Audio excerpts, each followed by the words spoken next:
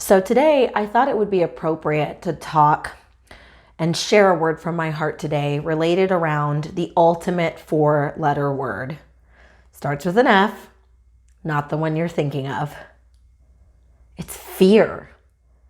So as we're looking to a new journey, a new venture, a new year, anything new typically causes fear. I wouldn't be the business coach or even the life coach that I am without kind of breaking down how fear and letting fear run our decision making and honestly, ultimately take control of our lives can be one of the most toxic things that we do as we look forward. And so I really do believe that fear is the ultimate four-letter word. And I think it's incredibly important if right now you're facing changes or stuck points in your business or in your life, that you really consider fear's role in your decision making. And look, this is not to say that we don't use wisdom. I'm a big believer in wisdom and making smart decisions. I use data and analytics and trends to basically run every aspect of my career, my clients' businesses, and my life. But there's a difference between understanding the trends and using what the media tells us, using what we're secretly afraid of, and comparing ourselves to our next door neighbor, our Jones's version of that with regards to our business, right? The competitive business around the corner or the virtual competitive business that, seems to be achieving the level of success that you want. And the opposite of that, which is to be prepared, to not be scared, and to make the necessary adjustments to analyze from a data-based perspective and not a fear-based perspective our next steps. And so I'm really concerned. I'm watching business owners, I'm watching friends, family members make a lot of decisions based on fear. And I gotta tell you, I just don't think that serves anyone. Most of the times, I think historically and even statistically, the thought process is that making decisions out of fear actually it does the opposite of heightening your ability to make a good decision.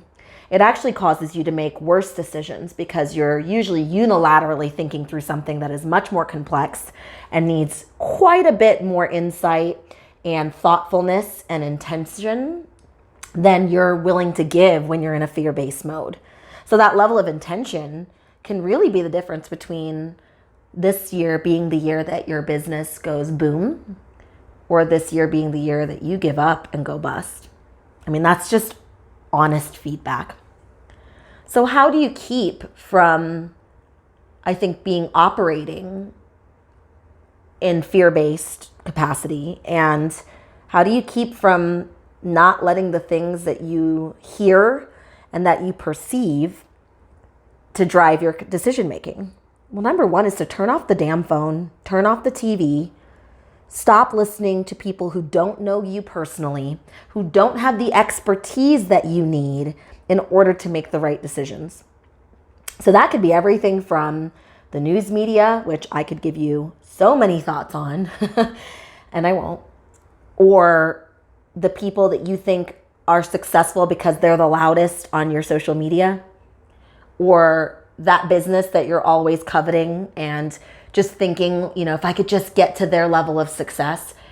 I can all but guarantee you that one of those three things is going to lead you down a really negative path, not just for your mindset, but you may be chasing someone else's dream.